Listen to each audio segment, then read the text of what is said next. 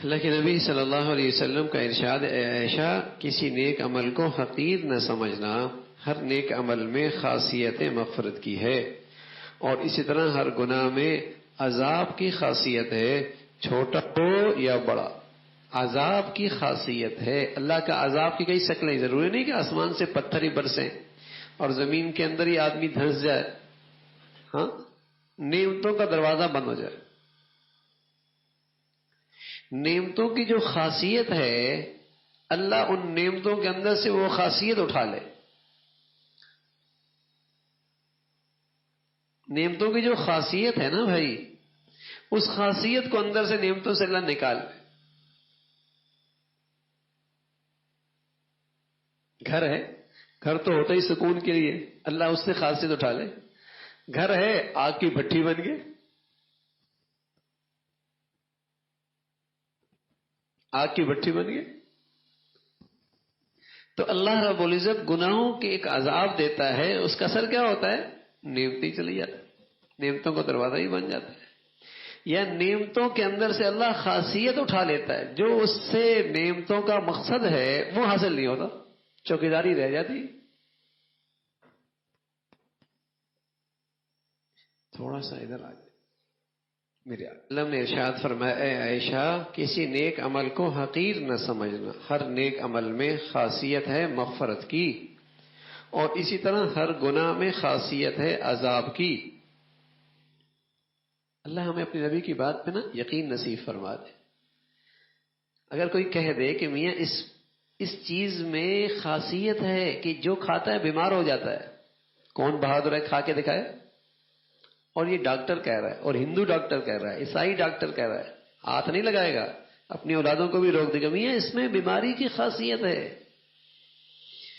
اور یہاں محمد الرسول اللہ کا ارشاد ہے، اور آپ یہ ارشاد حضرت عائشہ سے کہہ رہے ہیں جس سے محبت اتنی ہے کہ سبحان اللہ۔ تو بتائیے کتنی درد بھری بات ہوگی اور کتنی اہم بات ہوگی۔ آپ حضرت عائشہ کو واسطہ بنا رہے امت تک بات پہنچانے کے لیے، ہاں، اور آپ کہہ رہے ہیں کہ گناہ میں خاصیت ہے عذاب کی۔ اچھا ہمیں فکر ہوتی ہے کہ اپنے بچوں کو اس مصیبت سے بچا لیں، وہ دوائیں تو نہیں کھلائیں گے، وہ غذا تو نہیں کھلائیں گے، وہ چیز کھانے سے تو روکیں گے کہ بیٹے اس میں بیماری ہے، بیٹے اس میں بیماری ہے۔ اور خدا نہ خواستہ اگر اس کے منہ میں چلی گئی وہ چیز جس میں بیماری کی خاصیت ہے، اور مجھے پتا ہے اس میں بیماری ہے، تو جب تک وہ بچہ کہہ نہ کر دے مجھے چین نہیں آئے گا۔ مثلا زہر ہے، بچے نے ایک چمچ پی لی، ایک چمچ کھا لی زہر کی، بتائیے چین سے بیٹھ جائیں گے؟ کیونکہ ہمارے دل و دماغ میں یقین بیٹھا ہوا ہے کہ زہر میں موت ہے، جب تک وہ کہہ نہیں کرے گا چین نہیں آئے گی۔ بھئی غلطی ہو گئی کوئی بات نہیں، چھوڑ دو نا، نا میاں مر جائے گا، کہہ کرواؤ اس سے، کہہ کرواؤ۔ جب تک اس کے پیٹ سے وہ چیز نہیں نکلے گی چین نہیں آئے گا، ایسا ہی نا بھائی؟ تو آیا گناہ کے ساتھ بھی کوئی ہمارا معاملہ ایسا ہی ہے؟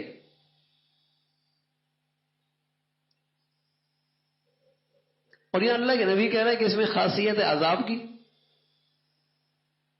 میرے گھر میں گناہ موجود ہے، میری دکان میں گناہ موجود ہے، میرے بچوں میں گناہ موجود ہے، میری بیٹی میں گناہ موجود ہے، میری زندگی میں گناہ موجود ہے، کیا مجھے یہ فکر ہے کہ اس کی کہہ کرواؤں، توبہ کرواؤں، اس کا تریاق استعمال کروں توبہ کا جلدی سے؟ اللہ ہمیں اپنی نبی کی بات پہ نا اعتماد نصیب فرما دے۔ یقین نہیں آج ہوگا، ہوگا کہ اس میں یہ خاصیت ہے عذاب کی۔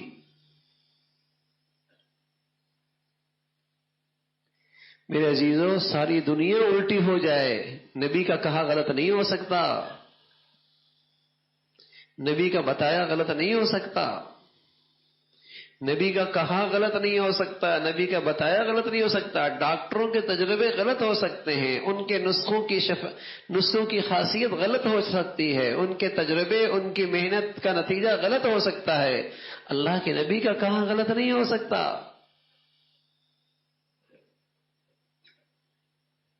اللہ کے نبی نے کہا ہے، اللہ ہمیں یقین نصیب فرما دے۔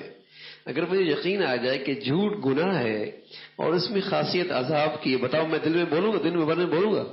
اگر مجھے یقین آ جائے کہ غیبت گناہ ہے اور اس میں خاصیت عذاب کی، بتا میں غیبت کروں گا؟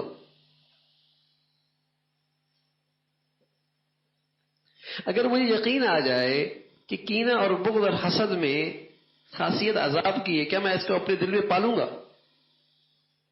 اگر مجھے یقین آ جائے کہ آنکھوں کا غلط استعمال، بد نگاہی، بد نظری، اس میں خاصیت عذاب کی ہے، کیا میں اس کا ارتکاب کرتا رہوں گا؟ بھول ہو سکتی ہے، غلطی ہو سکتی ہے، لیکن آدمی اس کا تریاق استعمال، اے اللہ معاف فرما دے، کہیں میں عذاب میں نہ آ جاؤں، کسی مصیبت میں نہ آ جاؤں، کہیں میری زندگی میں اس کا ریئیکشن سامنے نظر نہ آ جائے۔ اللہ میں یقین نصیب فرما۔